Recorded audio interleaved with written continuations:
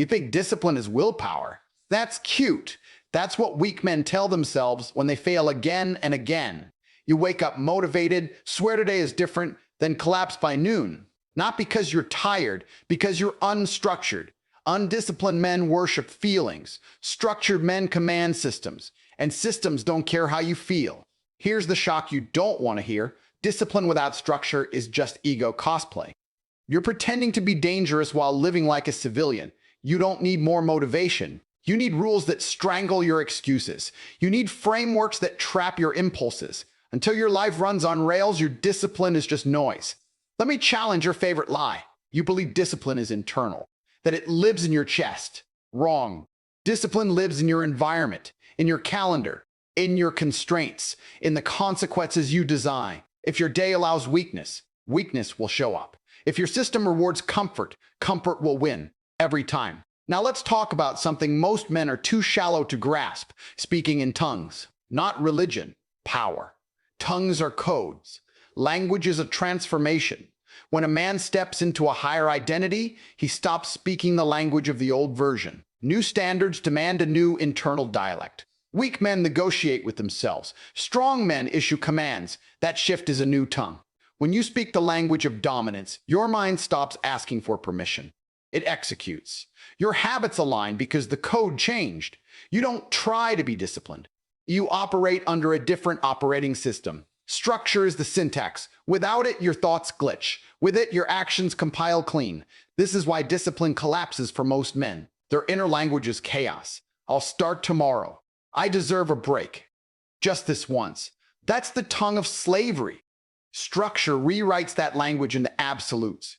Wake at this hour. Train at this hour. Work until the task is done. No debate. No emotion. That's control. Identity is not discovered. It's enforced. You don't become powerful by believing. You become powerful by installing systems that force you to behave like a powerful man even when you don't feel like one. Structure is dominance over self.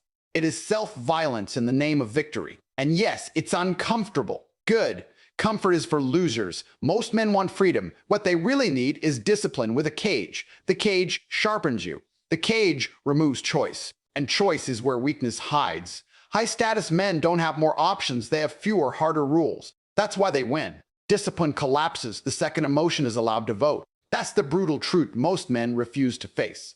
The moment you wake up and ask yourself how you feel, you've already handed control to the weakest authority inside you. Feelings are unstable, biased, self-protective, and obsessed with comfort. They don't care about outcomes. They care about relief. And a man who lets relief guide decisions will never build anything hard, lasting, or dominant. Emotion is not a partner in execution. Emotion is a liability. It exaggerates fatigue, invents excuses, and reframes quitting as self-care. When emotion gets a vote, discipline turns into a debate. Debates waste time. While you're negotiating with your mood, the world is moving forward without you. Systems don't pause. Competition doesn't empathize. Reality doesn't care that you're tired, stressed, uninspired, or not in the right headspace. Most men fail because they confuse discipline with intensity. They think being fired up is discipline. It's not. Intensity is emotional. Discipline is mechanical. Intensity burns hot and dies fast. Discipline survives boredom, repetition, and silence. If your discipline spikes when you feel motivated and disappears when you don't, then what you have is mood management, not control. Here's the uncomfortable part. Emotions are designed to keep you safe, not successful. They evolve to avoid pain, conserve energy, and seek familiarity. That's perfect for survival. It's poison for dominance. Building power requires doing things your emotions actively resist: early mornings, delayed gratification, isolation, pressure, responsibility, and long periods with no visible reward. If emotions had a vote in that process, nothing meaningful would ever get done. This is why rules matter more than inspiration. Rules don't ask how you feel. They execute regardless. A system that runs without emotional input removes friction. Wait time is fixed. Training time is fixed. Work output is fixed. The decision was made once, ahead of time, when you were rational and clear. Every day after that is just compliance. No drama. No inner dialogue. No bargaining. Allowing emotion to vote feels humane, but it's actually disrespectful to your future self. Every time you skip, delay or soften a standard because you weren't feeling it. You steal from the man you're supposed to become. You weaken trust in yourself. And once self-trust erodes, everything collapses. You stop believing your own promises. Your word loses weight. Your identity fractures. Strong men are not emotionless. They are emotion-controlled. They feel the same resistance, doubt, and fatigue as everyone else. The difference is simple and ruthless. Those emotions don't influence action. They are observed, not obeyed. Execution happens first. Feelings catch up later. When excuses are allowed, they multiply. When they're illegal, performance stabilizes. A disciplined life is not one where you always feel driven. It's one where feelings are irrelevant to action. That's maturity. That's authority. That's why professionals outperform amateurs. Professionals don't wait for the right move. They show up because that's the rule. If emotion has voting rights in your life, you are not in control. You are being governed by something that changes hourly. Strip emotion of authority. Replace it with structure so rigid it doesn't care who you are today. That's when discipline stops being fragile. That's when progress becomes inevitable. Structure is not comfort. Structure is confinement by design. And most men hate it because it exposes how addicted they are to choice. They say they want freedom, but what they really want is permission to drift. Structure removes that luxury. It corners you. It forces consistency when motivation disappears. That's why weak men avoid it and strong men build their entire lives around it. The cage isn't there to protect you. It's there to compress you. Pressure creates shape. Without boundaries, energy leaks everywhere and produces nothing. Look at men who claim they're figuring things out. No fixed sleep time, no fixed work block, no non-negotiables, just vague intentions and endless options. That isn't freedom. That's chaos pretending to be flexibility. Structure strips away decision fatigue. Every decision you don't pre-make becomes a moment of weakness later. What time to wake up, whether to train, when to work, how long to push. Each open question is an invitation for comfort to intervene. The cage answers those questions in advance. You don't decide daily, you comply daily. Compliance is easier than constant choice, and it's far more powerful. Men fear cages because cages expose discipline gaps. When rules are loose, failure can be blamed on circumstances. When rules are strict, failure has a face. Yours. That accountability is uncomfortable. Good. Discomfort is feedback. It tells you exactly where you're undisciplined and where control is missing. A structured life gives you nowhere to hide, and that's precisely why it works. The idea that structure limits freedom is backward thinking. Unstructured men are slaves to impulse. They eat when they crave. They rest when they feel resistance. They work when guilt kicks in. That's not autonomy. That's reactivity. Structure flips the hierarchy. The plan leads. The body follows. The mind obeys. Over time, that order produces calm, clarity, and authority. High performers don't rely on self-control in the moment. They design environments that remove temptation altogether. They don't test their discipline. They eliminate the test. That's intelligence. A cage is not about willpower. It's about inevitability. When the system is tight enough, the right action becomes the path of least resistance. Most men want intensity without confinement. They want results without restriction. That fantasy collapses fast. Every serious outcome, wealth, strength, status, mastery, comes from prolonged periods of self-imposed limitation. Fixed schedules. Repetitive routines, predictable days. The monotony sharpens focus. The repetition builds identity. Eventually, what once felt restrictive becomes stabilizing. The cage also does something deeper. It removes negotiation with the weaker version of you. That voice that says later, not today, just this once. Structure doesn't argue. It enforces. And enforcement changes identity. You stop seeing yourself as someone who tries and start seeing yourself as someone who executes. That shift is permanent. Men who escape the cage too early regress. They earn flexibility before they earn control and wonder why everything falls apart. Freedom without discipline is decay. Discipline without structure is temporary. Structure is the bridge. It holds you steady until discipline becomes automatic and control becomes instinct. A life without a cage feels open at first. Then it feels scattered. Then it feels empty. A life with a cage feels restrictive at first. Then it feels focused. Then it feels powerful. The difference is not personality. It's architecture. Build the cage tight enough and it will turn pressure into precision. That's not punishment. That's how weapons are made. Willpower is the most overrated concept in self-improvement and the fastest way to expose an amateur mindset. Men cling to it because it sounds heroic. It feels personal. It lets them believe success is about inner strength instead of design. But willpower is unstable, inconsistent, and brutally dependent on conditions. It rises when things are easy and vanishes when pressure shows up. Betting your future on something that fragile is not confidence, it's negligence. Willpower is a finite resource. It drains with stress, lack of sleep, emotional noise, hunger, distraction, and uncertainty. That means the more chaotic your life becomes, the less willpower you have available. Exactly when you need it most. This is why men collapse during hard seasons.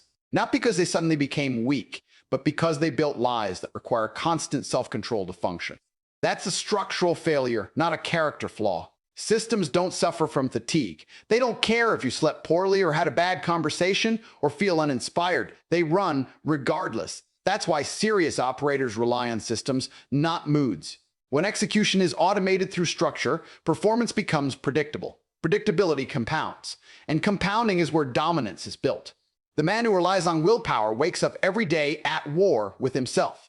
Every task is a battle. Every discipline action is resistance training against his own impulses. That internal friction wastes energy.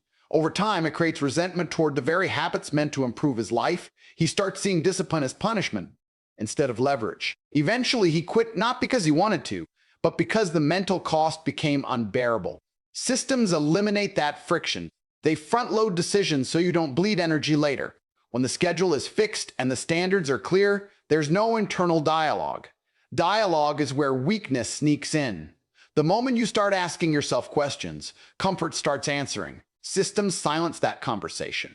They replace debate with sequence. Relying on willpower is also an ego trap. It lets men feel superior on good days and ashamed on bad ones. One day they're disciplined, the next day they're disappointed in themselves. That emotional swing is destabilizing. Systems flatten that curve. They reduce volatility. And stability is underrated power. Stable output beats occasional brilliance every time. Look at professionals in any high-stakes field. They don't rely on how motivated they feel. They show up because the process demands it. The environment enforces it. Missed execution has consequences built into the system. That's why amateurs talk about motivation and professionals talk about standards. When success depends on willpower, inconsistency is guaranteed. When success depends on systems, inconsistency becomes difficult. That inversion matters. The goal is not to make the right action heroic. The goal is to make the wrong action inconvenient. Systems do that. They close exits. They narrow options. They force alignment. Most men resist systems because systems feel impersonal. They want to feel in control. Ironically, that desire keeps them weak. True control comes from removing yourself from the equation as much as possible. Design beats desire. Architecture beats attitude. The less you rely on inner strength, the stronger your results become. If your progress collapses the moment life applies pressure, then your strategy was never solid. It was propped up by good conditions. Systems are pressure tested by default. They're built to survive bad days, low energy, and high stress. That's why they win long term. Willpower is a spark. Systems are an engine. One flares and dies. The other runs until the destination is reached. Your internal language is not harmless commentary. It is command code. Every sentence you repeat to yourself trains your nervous system on what to allow, what to resist, and what to become. Most men never question it. They let weak language run in the background like a virus, then act surprised when their actions match it perfectly. Listen closely to how you speak to yourself on hard days. I'll try. Maybe later. I deserve a break. That language isn't neutral. It's submissive. It leaves room for escape. It invites negotiation, and negotiation is where discipline goes to die. You cannot produce dominant behavior from a passive internal voice. That's not how the mind works. Language creates identity before behavior ever shows up. A man who speaks in uncertainty will move with hesitation. A man who speaks in permission will act insistently. A man who speaks in commands will execute. This isn't philosophy. It's conditioning. Repeated words carve patterns. Patterns become defaults. Defaults become personality. Most men sabotage themselves long before action because they talk like victims in their own heads. They frame resistance as something happening to them instead of something they are meant to override. They say they're struggling, burned out, off track. Those phrases excuse failure before it even happens. Once you name yourself as compromised, you behave accordingly. Strong internal language removes ambiguity. There is no should. There is only do. There is no feel like it. There is only scheduled. There is no just this once. There is only non-negotiable. This kind of language shuts down emotional loopholes. It compresses the mind into action. It creates momentum by force. Men who change their lives don't start with habits. They start with vocabulary. They stop narrating weakness. They stop explaining themselves. They stop softening commands. They don't say, I'll wake up early. They say, I wake up at 5. One is an intention. The other is an identity statement. The brain treats them completely differently.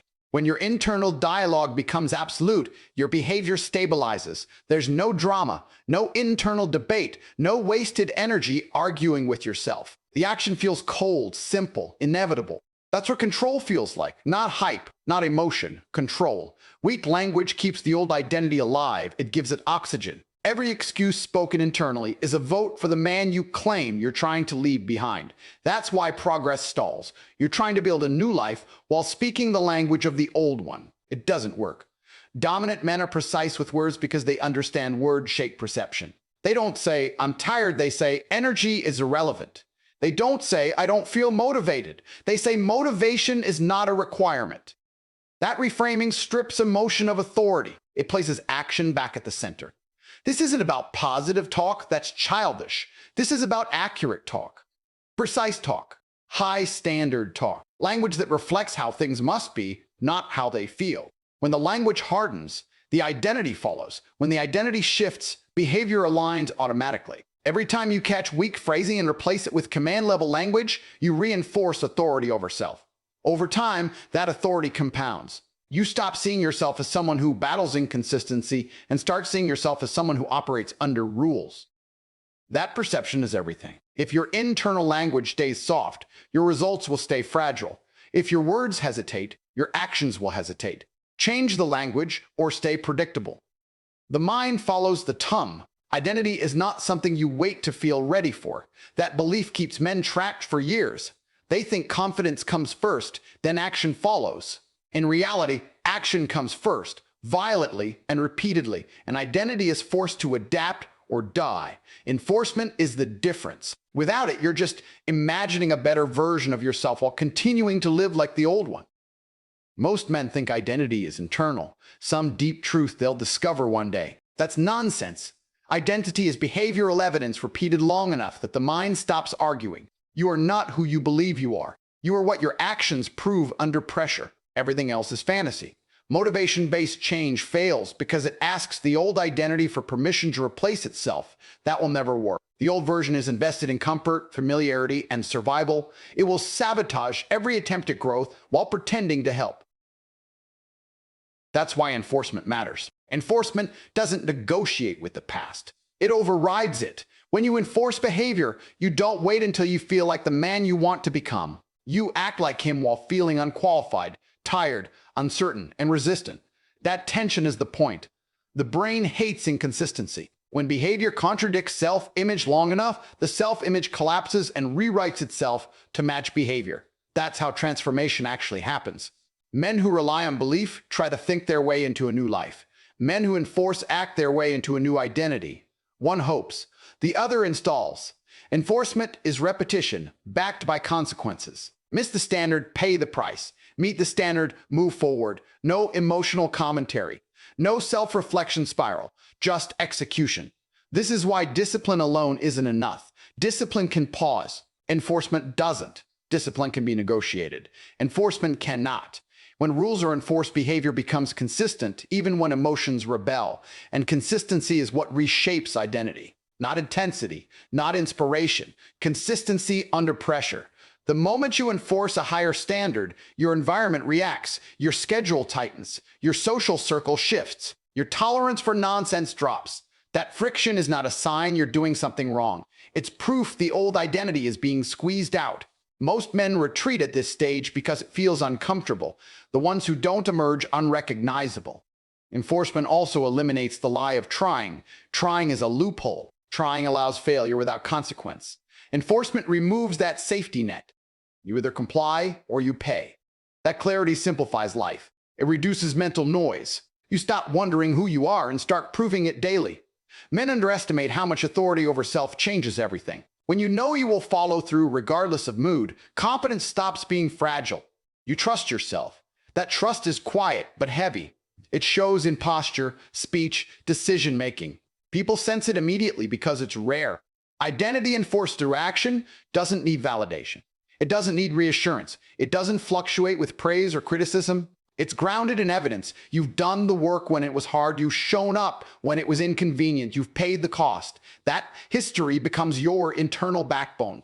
The old identity doesn't disappear peacefully. It resists. It rationalizes. It tempts you to ease up once things improve. That's where most men fail. They relax enforcement too early and the old version creeps back in. Enforcement must continue until the new identity is no longer optional, until acting any other way feels wrong. You don't become disciplined by believing you're disciplined. You become disciplined by enforcing disciplined behavior until your mind accepts there is no alternative. Identity follows action. Always. Most men chase balance because they're afraid of commitment. They call it health, sustainability, or self-awareness. But underneath, it's fear of pressure. Balance sounds mature. Order sounds severe. And severity scares people who want results without weight. The truth is simple and uncomfortable. Nothing powerful is built in balance. Power is built in imbalance, where one priority dominates everything else until it wins. Order is not gentle. Order is imposed. It requires choosing one direction and cutting off alternatives. When men talk about wanting balance, what they're really asking for is permission to keep distractions alive. They want progress without sacrifice. That doesn't exist. Every meaningful outcome demands a period where life becomes narrow, repetitive, and intense. Order does that. Balance prevents it. High-status men don't wake up asking how to evenly distribute their energy. They wake up knowing exactly what matters and what doesn't. Their lives are asymmetric by design. Work blocks are long. Standards are high. Recovery is deliberate, not indulgent. Social time is selective. Entertainment is rationed. That's not imbalance by accident. That's order enforced on purpose. Balance is reactive. Order is proactive. Balance responds to how life feels. Order dictates how life runs. When you try to balance everything, nothing gets enough pressure to grow. Progress stalls because attention is diluted. Order concentrates force. It turns effort into momentum instead of scatter. Men who impose order remove decision fatigue. They don't juggle priorities, they rank them. One thing leads. Everything else supports or gets eliminated. That clarity creates speed. Speed creates confidence. Confidence creates authority. People feel it immediately because it's rare to encounter someone who isn't pulled in 10 directions at once. Most men think order will make them rigid. In reality, it makes them calm. Chaos creates anxiety because the mind is constantly switching contexts, reassessing priorities, renegotiating commitments. Order eliminates that noise. When the rules are clear, the mind can rest. Execution becomes clean. Stress drops, even as demands increase. The idea of balance also hides a dangerous assumption that all areas of life deserve equal attention at all times. That's false. Life moves in phases. There are seasons for building and seasons for maintaining. Men who try to balance during a building phase sabotage their own progress. They slow down when they should be compressing time and effort. Order also exposes weakness fast. When standards are strict, gaps show immediately. Missed workouts, missed deadlines, sloppy execution. There's no ambiguity. That feedback is uncomfortable, which is why most men avoid it. They'd rather blur standards and call it balance than face clear evidence of underperformance. High-status men don't chase harmony. They chase alignment. Alignment means every part of life serves the same direction. Sleep serves performance. Training serves dominance. Work serves leverage. Relationships serve stability or get cut. That alignment looks extreme to outsiders who live scattered lives. To the man living it, it feels efficient. Order reduces temptation by design. When time is accounted for and priorities are clear, distractions lose power. There's no space for them to expand. That's why ordered lives feel disciplined without constant effort. The system does the work. The man just follows it. Men who avoid order often say they don't want to lose themselves. What they really mean is they don't want to lose comfort. Order doesn't erase personality. It removes nonsense. It strips away habits that don't contribute to growth. What remains is sharper, more focused, more dangerous. Balance feels safe. Order creates results. Balance preserves the present. Order builds the future. Men who win don't apologize for structure. They don't soften their standards to make others comfortable. They impose order on their lives until chaos has nowhere to hide. Here's the final truth. If your discipline keeps failing, it's not because you're broken. It's because you refuse to build structure, ruthless enough to control you. Stop romanticizing willpower. Install systems. Change the language you speak to yourself. Command your days like territory. Do that, and discipline stops being a struggle. It becomes law.